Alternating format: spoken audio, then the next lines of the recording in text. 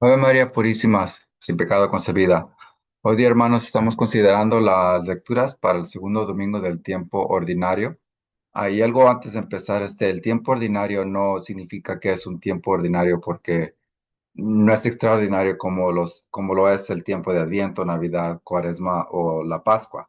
Ordinario simplemente es una referencia a el tiempo cuando el ordinario, es decir, el obispo encargado de una diócesis decide o decidía cuáles fiestas se iban a celebrar en esa época. Y por esa razón se llama el tiempo del ordinario, del obispo que decide las fiestas. Al mismo tiempo, anteriormente los obispos ordinariamente se vestían de verde y por eso el tiempo ordinario tiene un color verde, porque históricamente tiene que ver con el obispo quien fijaba las fechas. Pero hoy estamos siguiendo con el calendario litúrgico. Hemos terminado el tiempo de Navidad y ahora estamos entrando a este tiempo ordinario, pero seguimos aún con la idea de Epifanía, como lo hicimos la semana pasada. La Epifanía la celebramos hace 2 semanas, pero la semana pasada con la fiesta del bautismo del Señor, también seguimos con el tema de la Epifanía, es decir, con el tema de la revelación, de la manifestación de Cristo y de su identidad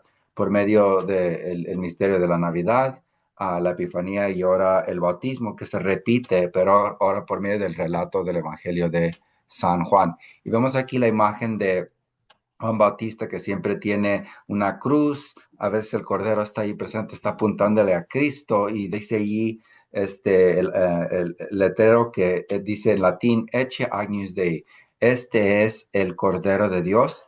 Eso es lo que hace Juan Bautista. Él es el que indica que Cristo es el Salvador y por eso le llaman el precursor, por eso Él es el más grande de los profetas, porque Él es el profeta que más claramente nos dice quién es el Mesías y hasta lo identifica. Cuando anteriormente los profetas hablaban que iba a haber un futuro Mesías, ahora Juan Bautista lo nombra por medio de sus palabras. Aquí está, este es el Cordero de Dios. Bueno, empezando con la primera lectura que viene del profeta Isaías, estamos siguiendo con una de las lecturas de lo que se llaman los cantos del siervo doliente.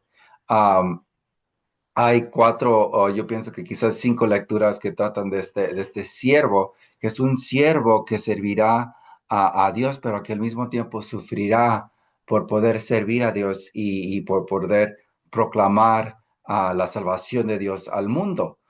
Y vemos aquí que este siervo es uno que está, dice ahí, lo formó Dios desde el seno materno. Esto vemos en el libro del profeta Jeremías, que Dios lo escogió desde que estaba bien pequeño, y también a San Pablo, que dice que Dios me escogió desde mi niñez. Y aquí está tocando el tema, la idea de que Dios escoge a sus profetas desde el principio, desde toda la eternidad.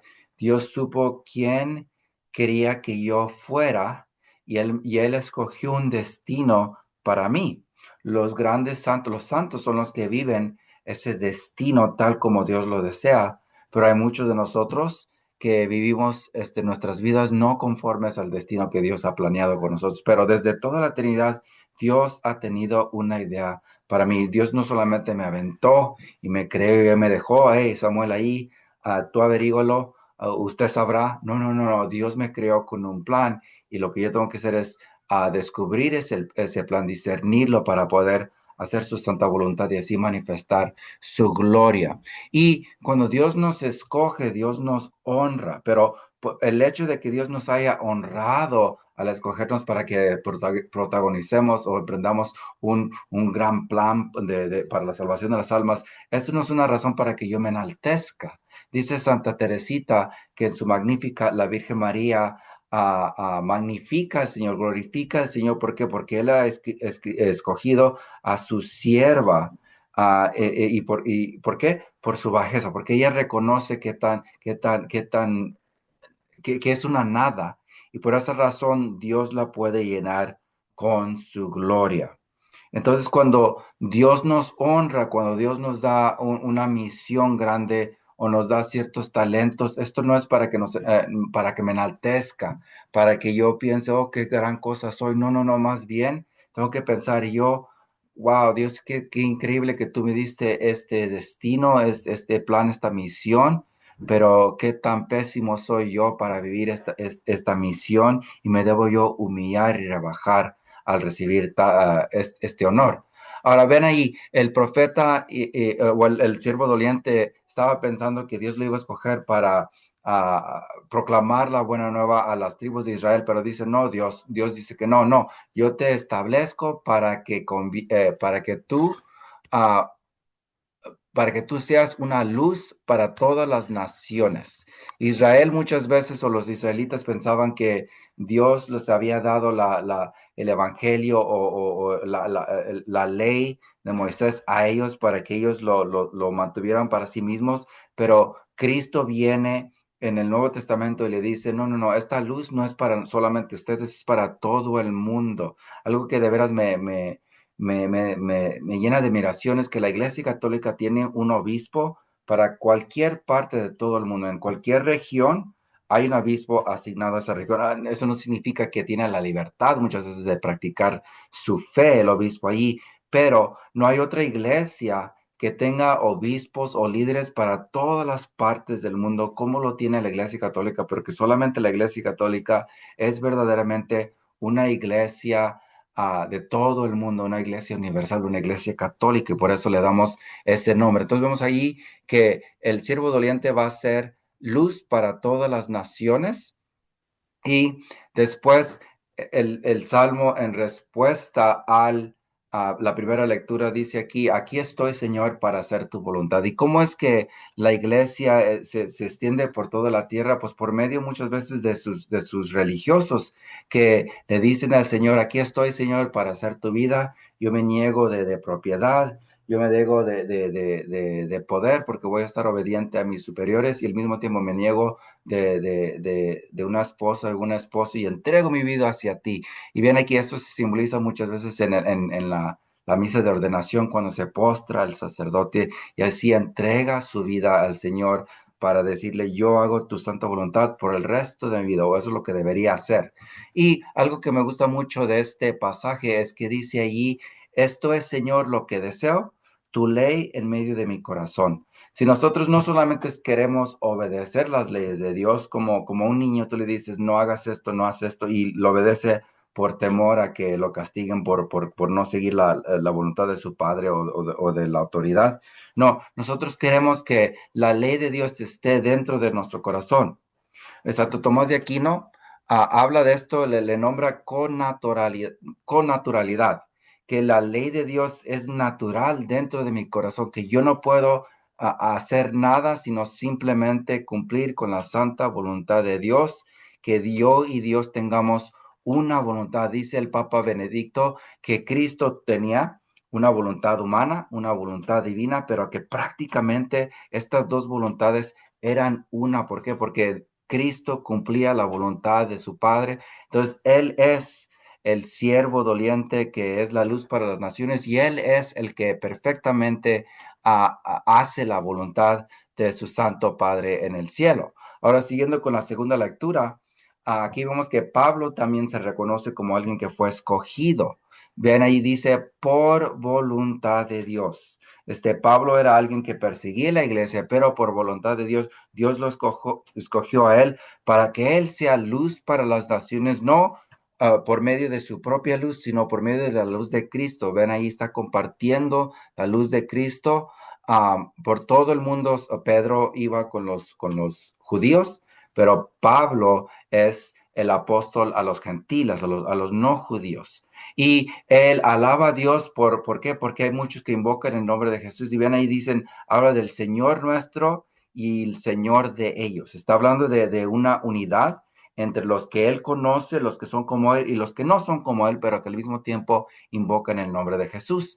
Yo yo he acudido a misa yo pienso como unos 15 diferentes idiomas, y aunque yo vaya a misa en donde con un idioma que yo no reconozca, que yo no entienda para nada, como la semana pasada fui a una misa en árabe y anteriormente en una misa en hebreo, para rezar por la paz en el mundo. Sin embargo, yo me sentía muy cómodo en esa misa. ¿Por qué? Porque sé que es la misma fe. Mis hermanos que hablan árabe, hermanos que hablan hebreo, pero que celebran la misa, que acuden a misa, también tienen la misma fe. Y por esto San Pablo se alegra y yo me alegro porque compartimos la misma fe en una sola iglesia. Ahora, vimos entonces lo que dice la aclamación antes del Evangelio. Algo muy interesante, lo que ven ahí en rojo, a todos los que lo recibieron a Cristo, les concedió poder de llegar a ser hijos de Dios.